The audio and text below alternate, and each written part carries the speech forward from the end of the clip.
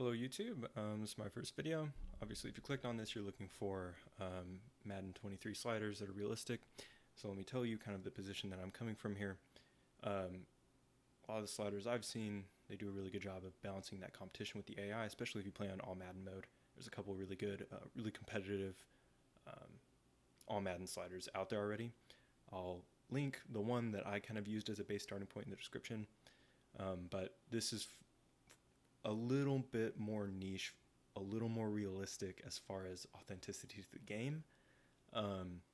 If you do play with those 15-minute quarters, this is going to be a slider for you if you don't want your simulation Madden 23 franchise to feel like you're playing the arcade mode, because I feel like while a lot of those sliders have done a good job at really, making the AI competitive. Like I was doing a franchise with the base sliders that I kind of started with, and every game was a one possession game halfway through the season. So that's pretty good as far as balancing the AI performance out. But my one quibble with it was that it felt like I was playing arcade. If you know what that means, it's in the league settings, whatever. But basically, it felt like college football. It was 50 to 60. It was 45 to 58, like every bomb hit. So if you want a little bit more of those gritty NFL games, and I know people are going to say I'm like from the 1980s, I'm a Bears fan, whatever, defense, blah, blah, blah. So I might be a little bit more biased towards wanting a lower scoring game. What is a quarterback? I don't know, son, we're Bear fans, right? Okay. With that roasting out of the way, I think along with that kind of angle comes personnel management. It should matter who is at quarterback. Justin Fields isn't going to have the same accuracy as an Aaron Rodgers. And so you can't just throw deep bombs and have them land every time, or, an unrealistically high percentage of the time, because that's how you get those super high 50, 60 point games on each side that are disgusting to watch and really just inflate your stats. So personnel management's kind of added a lot to this game. Similarly for the defense, so I'll jump in to the sliders here. This is just an example franchise that I put together for this. So looking at QB accuracy, definitely nerfed. QBs miss throws. Like it's a thing that happens. That's why it should matter who you have at QB, especially.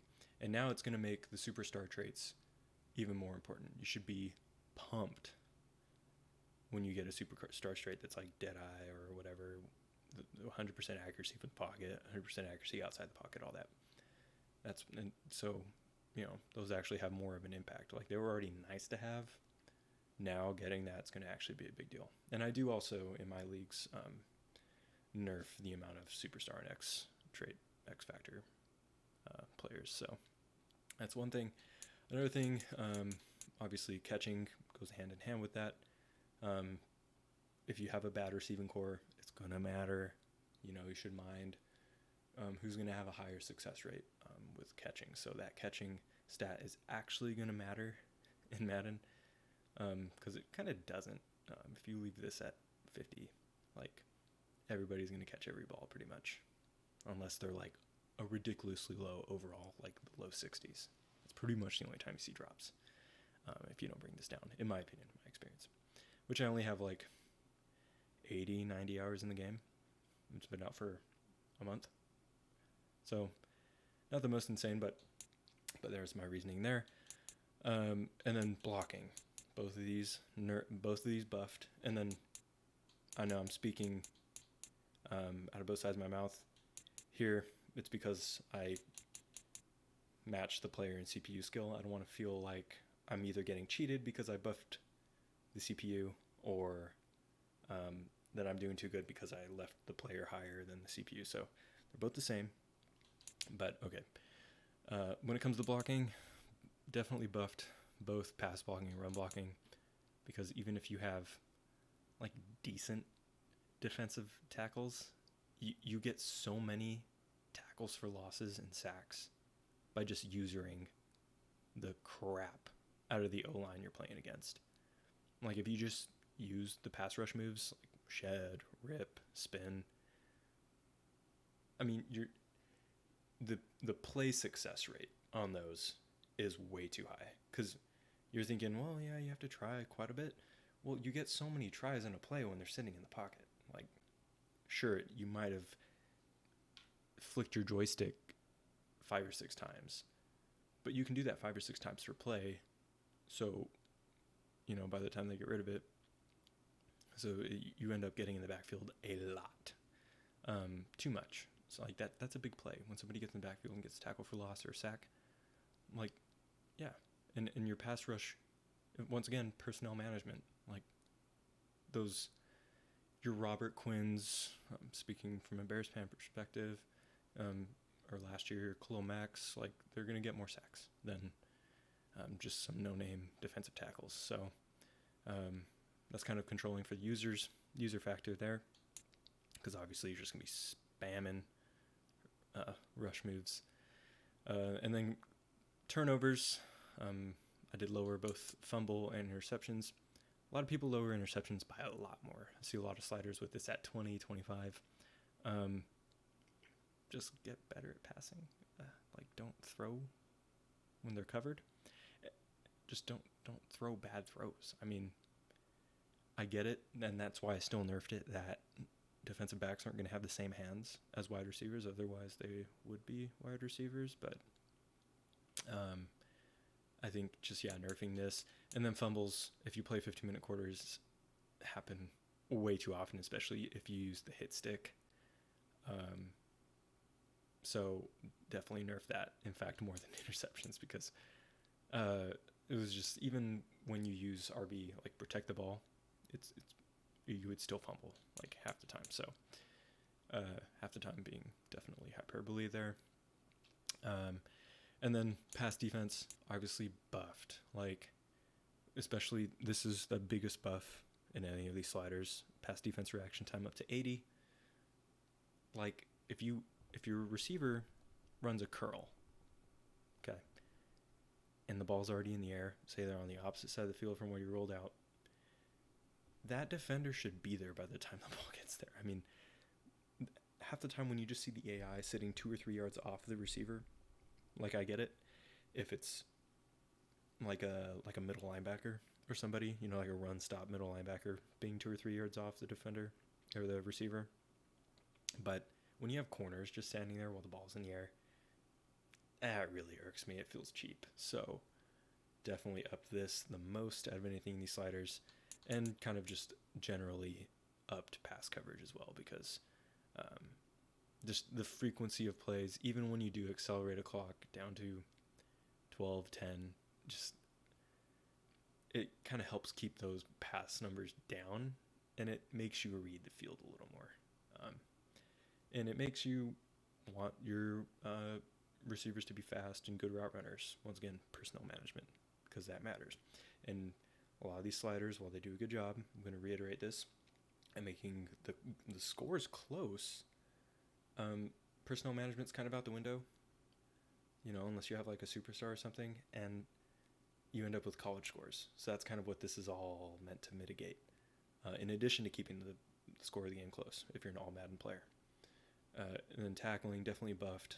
Breaking a tackle should be a bigger deal than it is when this is at 50. So definitely up to tackling, especially when you have someone like a Nick Chubb doing an outside zone, and like 4 dudes bounce off of them. Like, yeah, Nick Chubb's good. Is he break 4 tackles like every other time he runs the ball good? I don't think anybody's that good. So definitely up that. As I said, everything for CPU matches the user, so same spiel here, but in the opposite direction against you. Now, I did nerf injuries quite a bit. Especially if you're running 15-minute quarters and you have practice injury on, you want this in the 10 to 12 range. If you want to be really risky, 15. Now, if you don't have practice injury on, probably no lower than 15. Otherwise, I mean, you're just gonna be playing with your starters all the time. So I leave practice injury on. I play with this, around 12, 14, 15 tops, just to kind of keep, maybe two. I'd say I probably average 2 to 3 injuries on the IR at any given time. If you don't play with practice injury, definitely up this if you want injuries to be a factor at all. Fatigue, I leave this. Sometimes I play with this down at 40, 45. This is just, again, not personnel management, but kind of practice rep management. If you're killing your guys and just really XP rushing, there should be kind of a penalty for that. So I'm cool with leaving that where it's at. In addition to, playing really aggressively, get that rep management too. Depth should be a factor. And then that's kind of what these two focus on, getting that depth factor. Sorry for hitting the mic. Injuries make you play your second string, fatigue. If you notice, guys running out a little bit, either because you've been practicing them hard for half the season or because you're rolling out to the sideline every play with your quarterback, like fatigue should matter. And then these penalties, pretty much just buffing penalties across the board here, with the exception I'll get to in a second. Because if you don't buff them, I mean, your team will be halfway through the season with like 6 penalties for 70 yards in week 8.